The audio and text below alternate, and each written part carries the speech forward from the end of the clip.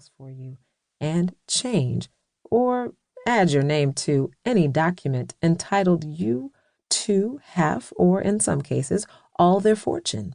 Sometimes you did meet one who was smart enough to make you sign a prenup.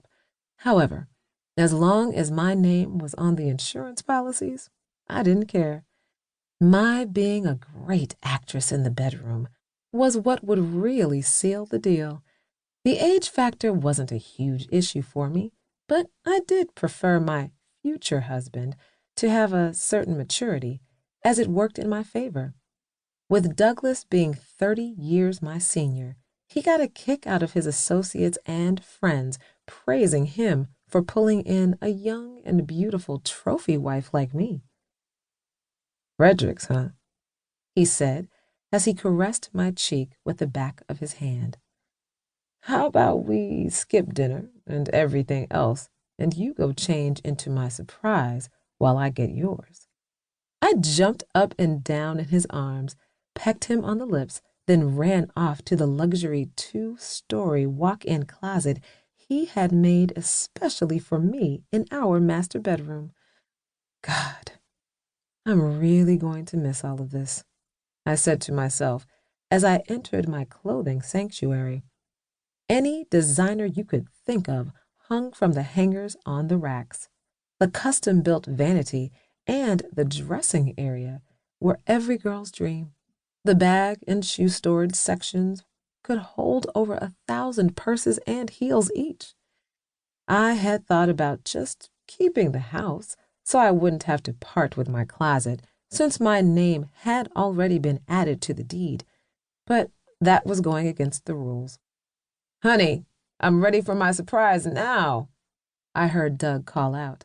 So I grabbed the Fredericks of Hollywood bag I had tucked in the bottom of my lingerie drawer and dumped the contents onto the closet island.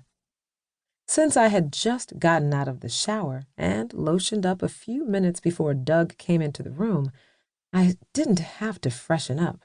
I dropped the robe I had on the floor, exposing my naked body, and slipped into the red bow front open teddy. Once I had secured my feet in the 6-inch caged booties and fluffed my hair a bit, I walked back into the master suite. The look on my husband's face told me that he approved of his gift.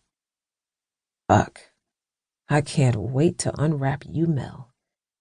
"Can I unwrap you, baby?" he said as he started to stroke his miniature dick.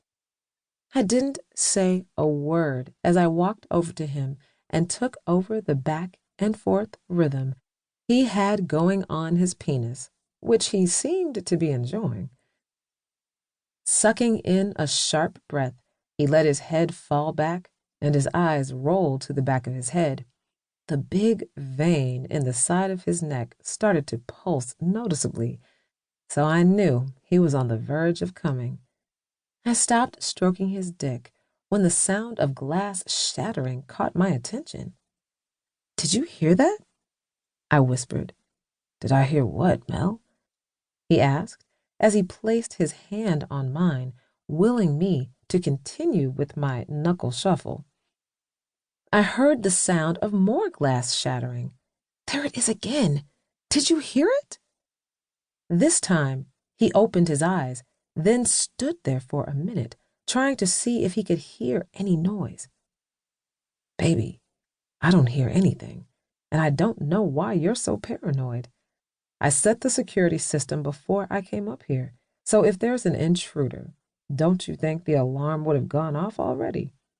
He sat down on the edge of the bed and pulled me onto his lap. "If it will make you feel any better, I can go check." I nodded my head, and he lifted me up out of his lap and left the room.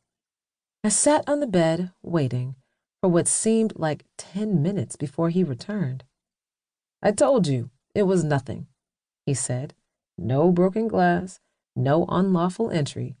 Maybe Lupe or Juan came back to get something they left, got it, and then left right back out. I mean, they are the only other people with the security codes besides me, you, and my daughter, so it's plausible."